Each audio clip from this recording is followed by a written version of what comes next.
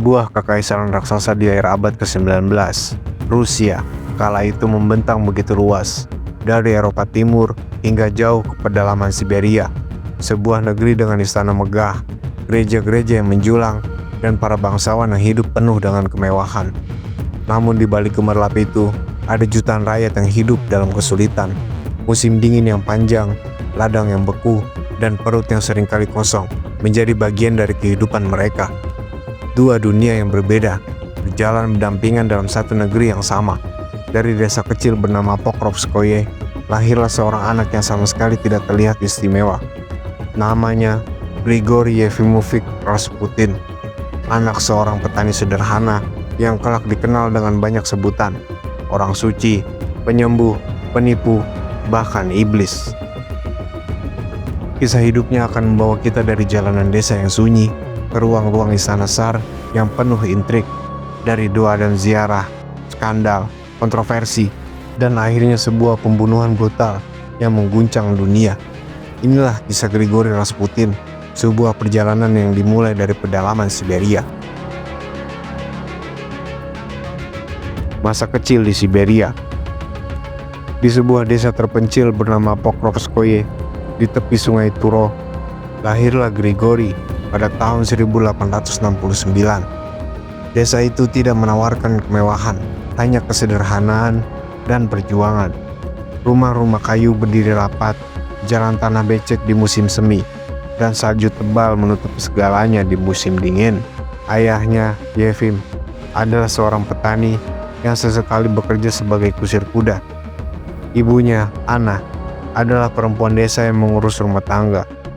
Hidup mereka keras, seperti kebanyakan keluarga petani lain di Siberia. Rasputin kecil tumbuh tanpa pendidikan yang jelas. Membaca dan menulis bukan hal biasa bagi anak-anak desa. Namun, sejak kecil, ia menunjukkan sifat yang berbeda. Kadang ia liar, keras kepala, dan sering membuat orang tuanya kewalahan. Tapi di sisi lain, ada sesuatu yang membuat orang-orang memperhatikannya. Beberapa penduduk desa percaya Grigori kecil punya firasat yang aneh.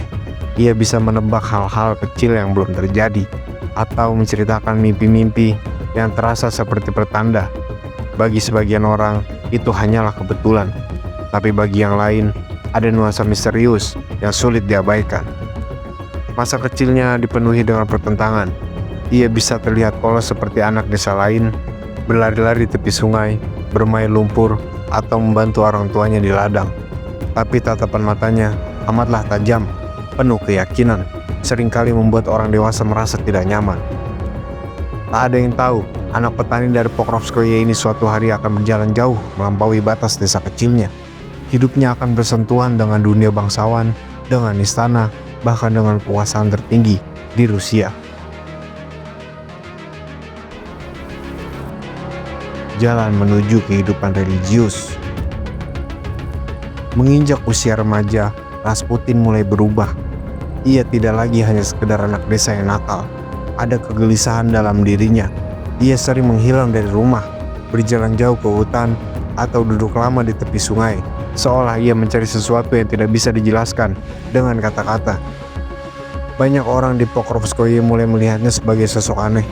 Ia tidak mengikuti jalur hidup kebanyakan pemuda desa. Alih-alih sibuk bekerja di ladang atau mencari pasangan, Rasputin justru tertarik pada hal-hal yang bersifat spiritual. Beberapa kali ia mengaku mendapat penglihatan. Kadang ia bermimpi tentang cahaya, tentang sosok-sosok kudus, atau tentang jalan yang harus ia tempuh. Semua itu membuatnya semakin yakin bahwa hidupnya bukan sekedar untuk membajak tanah atau mengurus kuda. Pada masa mudanya, Rasputin sempat menikah dengan seorang perempuan desa bernama Praskovia. Mereka hidup sederhana dan memiliki beberapa anak. Tapi pernikahan tidak menghentikan pencarian spiritualnya. Justru di tengah kehidupan keluarga itu, Rasputin semakin gelisah. Ia mulai melakukan perjalanan ziarah ke berbagai biara. Perjalanan panjang yang ia lakukan dengan berjalan kaki, menempuh ratusan kilometer, melintasi tanah Rusia. Di biara-biara itu, ia berdoa, berpuasa, dan berbincang dengan para biksu serta peziarah lain. Dari perjalanan inilah, Rasputin mulai dikenal sebagai seorang starets atau pengelana suci. Meski ia sendiri tidak pernah ditahbiskan sebagai pendeta resmi, julukan ini membuat namanya mulai terdengar di desa-desa lain. Bagi sebagian orang, ia hanyalah orang desa yang mencari makna hidup. Tapi bagi sebagian lain, ia mulai terlihat sebagai seseorang dengan kekuatan rohani yang berbeda. Perjalanan ziarah inilah yang menjadi titik awal. Dari seorang petani biasa, Rasputin perlahan berubah menjadi sosok yang dianggap punya hubungan khusus dengan Tuhan. Sebuah reputasi yang kelak akan membawanya menembus pintu istana Tsar. Dari pedalaman desa-desa Rusia, langkah kaki Rasputin akhirnya membawanya ke kota besar, Saint Petersburg, ibu kota kekaisaran, pusat politik, dan simbol kemewahan Rusia. Kota ini sangat berbeda dengan desa asalnya. Jalan-jalan yang lebar, bangunan tinggi dengan arsitektur Eropa, gereja-gereja yang megah, dan lampu-lampu yang menerangi malam. Bagi Rasputin, kota ini adalah dunia baru. Namun justru disinilah reputasi yang ia bangun selama bertahun-tahun sebagai peziarah mulai menarik perhatian. Beberapa bangsawan yang mendengar kisahnya merasa tertarik. Mereka mengundang Rasputin ke rumah-rumah megah mereka, ingin melihat langsung apakah pria ini benar-benar memiliki kekuatan yang berbeda. Rasputin tidak pernah menolak undangan itu. Dengan pakaian sederhana dan tutur kata yang apa adanya, ia duduk di ruang-ruang penuh hiasan emas dan permadani. Anehnya, justru kesederhanaannya membuat banyak bangsawan merasa kagum. Di balik wajah lelah dan janggut kusut itu, ada tatapan mata yang dalam, seolah mampu membaca hati orang lain. Salah satu titik balik penting terjadi ketika nama Rasputin mulai terdengar oleh keluarga Romanov, keluarga Tsar yang memimpin Rusia. Kabar itu sampai karena sebuah kebutuhan yang sangat mendesak. Pewaris tahta, Pangeran Alexei, menderita penyakit hemofilia, kelainan darah yang tak bisa disembuhkan dengan cara yang biasa. Dalam keadaan putus asa, keluarga kerajaan mencari pertolongan kemana saja. Doa, dokter, hingga penyembuh rakyat yang sudah dicoba. Namun hasilnya selalu sama, kegagalan. Lalu seseorang menyebut nama Rasputin, seorang peziarah yang katanya punya kekuatan untuk menyembuhkan. Dari sinilah pintu menuju istana mulai terbuka. Rasputin, anak desa yang sederhana, perlahan-lahan melangkah ke pusat kekuasaan tertinggi Rusia. Sebuah langkah yang akan mengubah hidupnya selamanya.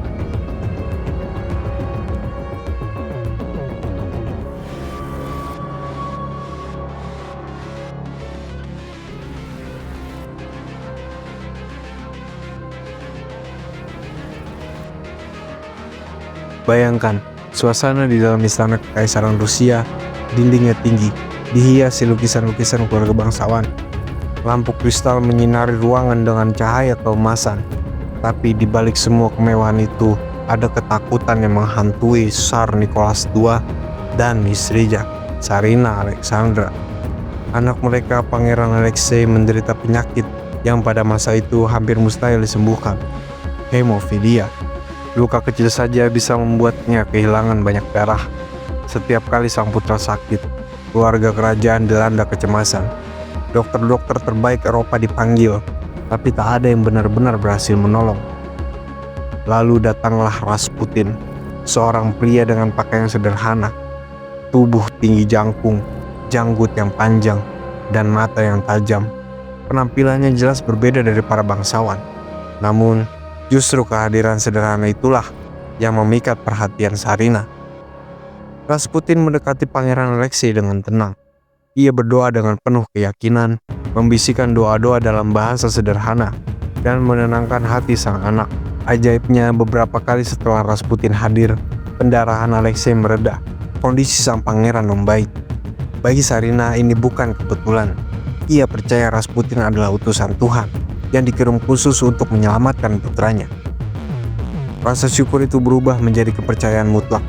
Sejak saat itu Rasputin menjadi bagian penting dalam lingkaran keluarga kerajaan. Hubungan ini semakin erat. Tsarina melihat Rasputin bukan hanya sebagai penyembuh, tapi juga sebagai penasihat spiritual. Ia sering diminta berdoa untuk keluarga, bahkan dimintai nasihat dalam hal-hal pribadi. Dalam pandangan Alexandra, Rasputin adalah harapan terakhir, sosok yang bisa menjaga putranya tetap hidup. Namun, kehadiran Rasputin di istana menimbulkan bisikan-bisikan di luar. Para bangsawan dan pejabat mulai curiga. Bagaimana mungkin seorang petani desa dari Siberia bisa begitu dekat dengan Sarina?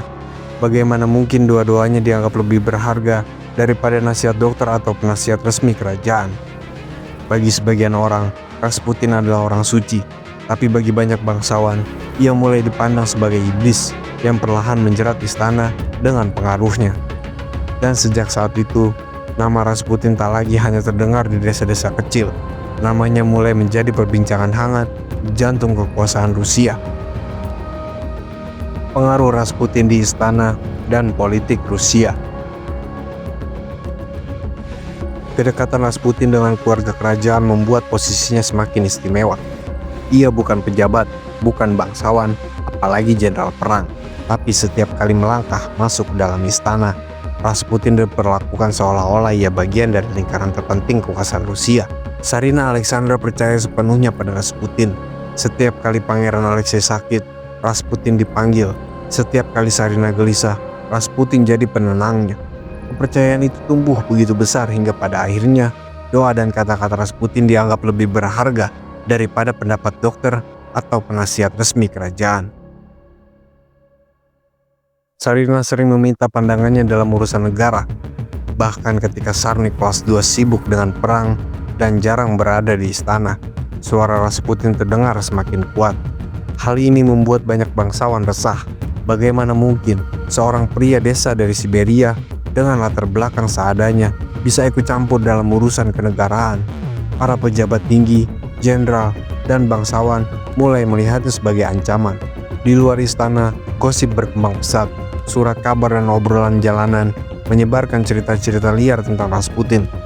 Ada yang mengatakan ia seorang penyihir, ada yang menuduhnya sebagai penipu, bahkan ada yang menyebarkan kabar bahwa ia memiliki hubungan gelap dengan Sarina.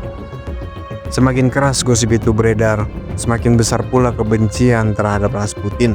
Bagi rakyat dan bangsawan yang sudah muak dengan kondisi Rusia, Rasputin dianggap simbol dari semua yang salah dalam kekuasaan Tsar. Namun bagi Sarina, semua itu tidak penting. Yang ia lihat hanyalah kenyataan bahwa Rasputin bisa menenangkan putranya. Dan bagi seorang ibu, itu sudah cukup untuk mempertahankan kehadiran pria ini di istana, meski dunia di luar sana menyebutnya iblis. Pengaruh Rasputin semakin dalam. Setiap langkahnya diikuti dengan rasa kagum sekaligus kebencian. Ia bukan hanya seorang peziarah lagi. Ia telah menjadi bagian dari jantung politik Rusia. Dan keadaan ini, cepat atau lambat, pasti akan memicu tragedi.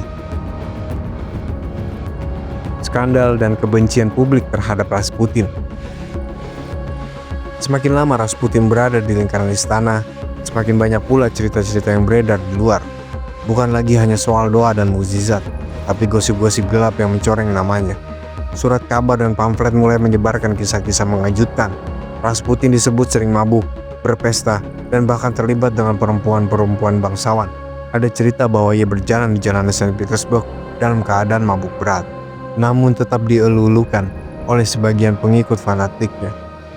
Bagi rakyat jelata, kisah ini menjadi bahan pembicaraan yang tak ada habisnya. Bagi kalangan bangsawan, gosip ini adalah amunisi.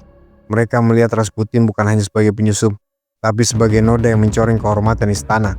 Yang membuat keadaan semakin parah adalah kedekatannya dengan Sarina. Banyak orang mulai berbisik-bisik, menuduh ada hubungan terlarang antara Rasputin dan sang permaisuri.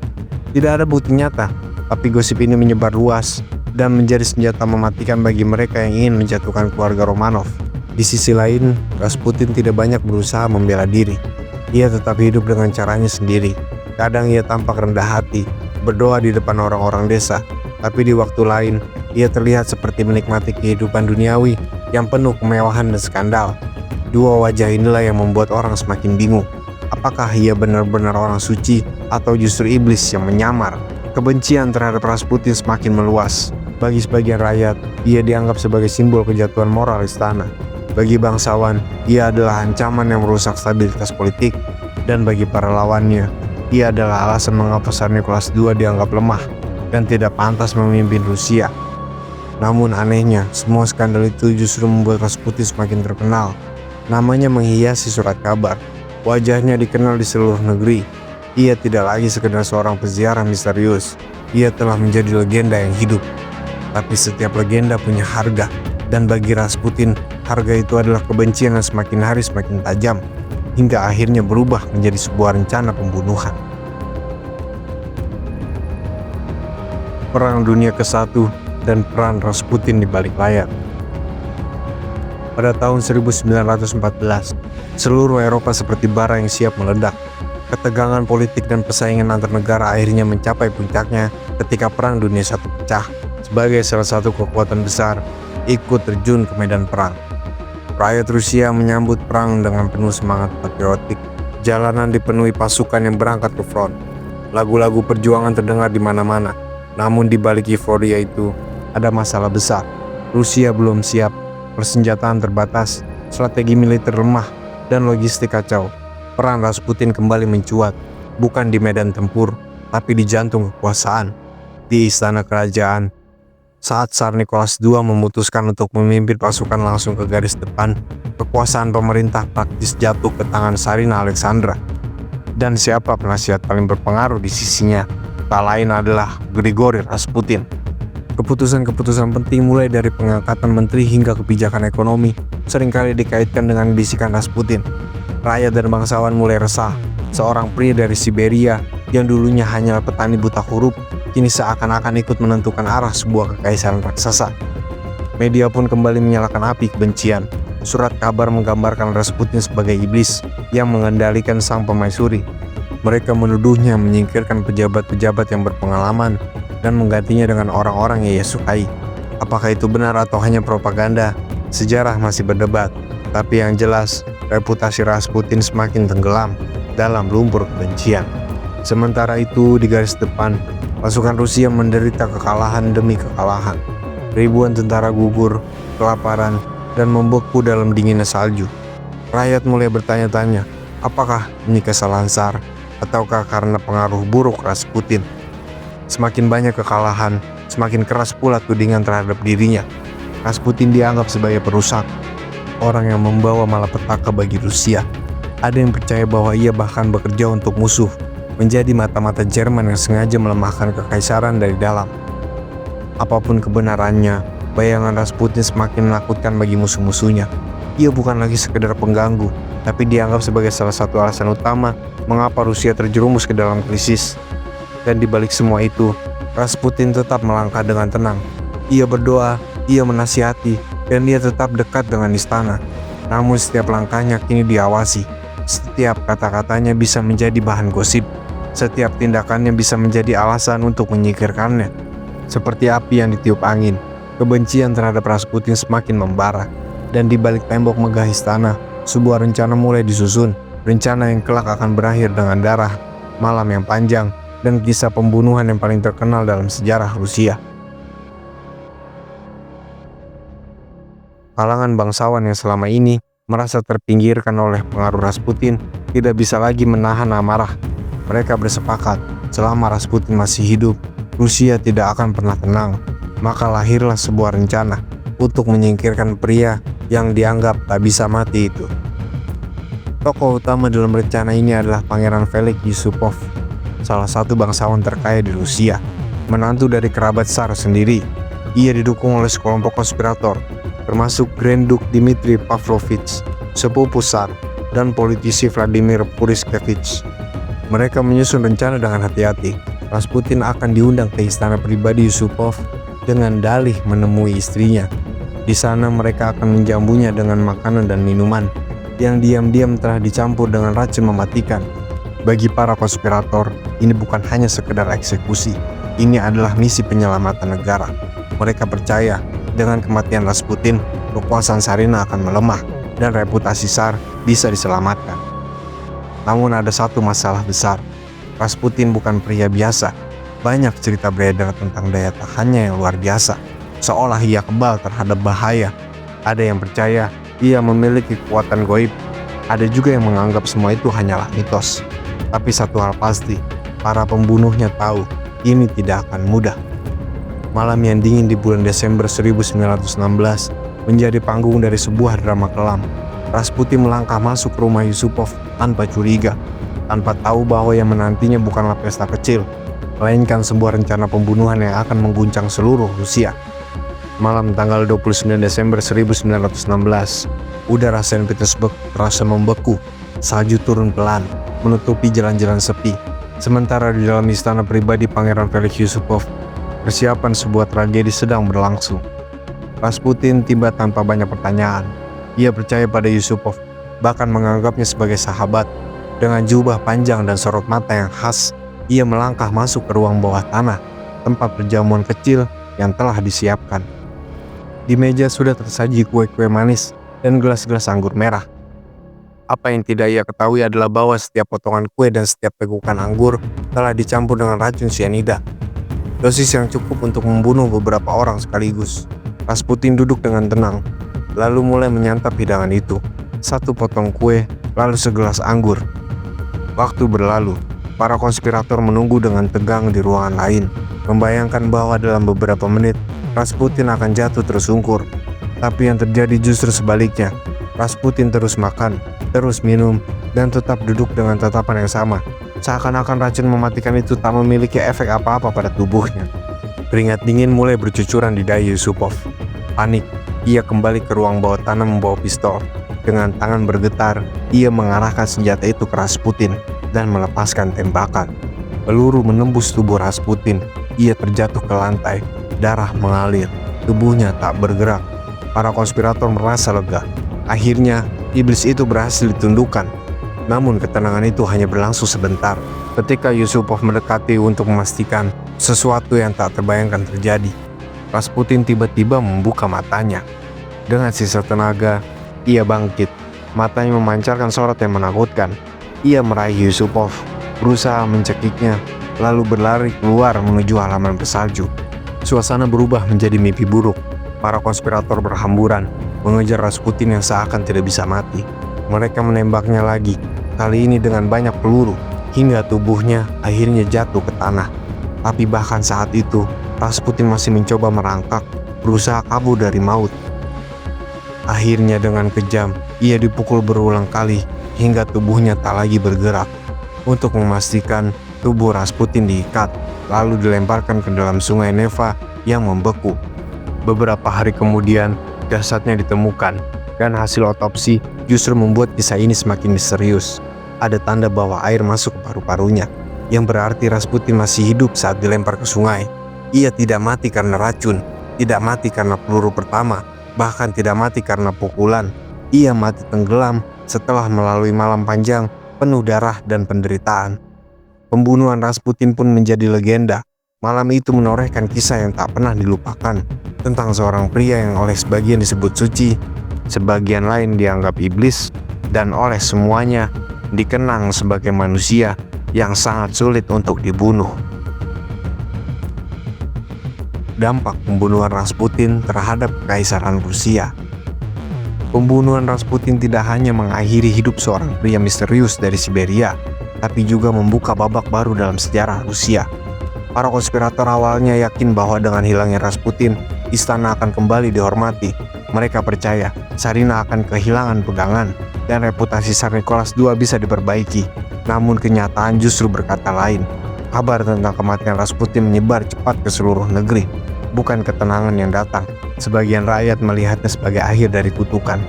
Namun sebagian lain justru menganggapnya sebagai petanda buruk bagi dinasti Romanov. Yang paling terpukul adalah Tsarina Alexandra. Ia kehilangan orang yang paling ia percaya, satu-satunya yang dianggap mampu menyelamatkan putranya, Alexei.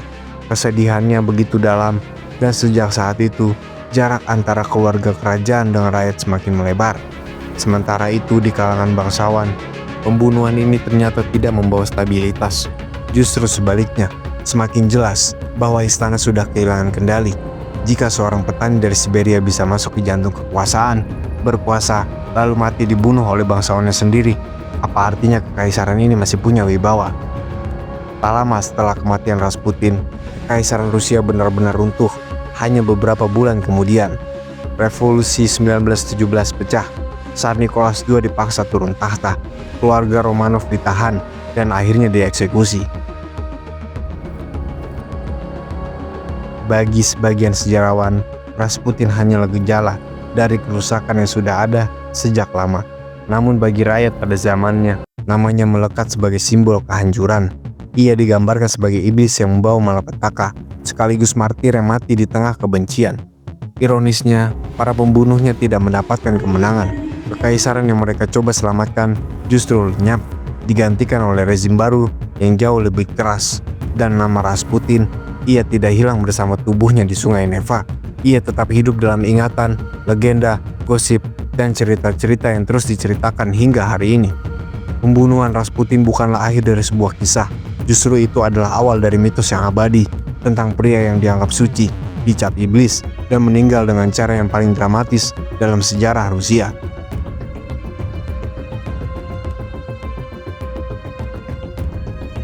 Warisan dan mitos Rasputin. Grigori Yefimovich Rasputin telah mati, tapi kisahnya jauh dari selesai. Justru setelah pembunuhan brutal itu, nama Rasputin mulai menembus batas ruang dan waktu, berubah menjadi legenda yang terus menghantui sejarah Rusia. Sejak awal, Rasputin adalah teka-teki. Ia lahir sebagai petani miskin di Siberia, buta huruf, tanpa pendidikan formal. Namun dari sana, ia berhasil menembus tembok istana, duduk di samping para bangsawan, bahkan menjadi orang kepercayaan keluarga kerajaan. Sebuah perjalanan hidup yang hampir mustahil, yang membuat banyak orang bertanya-tanya apa sebenarnya rahasia kekuatannya. Surat kabar pada masa itu bahkan melukisnya sebagai monster, bayangan jahat yang menguasai Sarina dan menghancurkan kekaisaran dari dalam. Rasputin bukan malaikat, tapi juga bukan iblis sepenuhnya. Ia manusia dengan segala kelebihan dan kelemahannya. Namun justru kontradiksi itulah yang membuat kisahnya begitu abadi.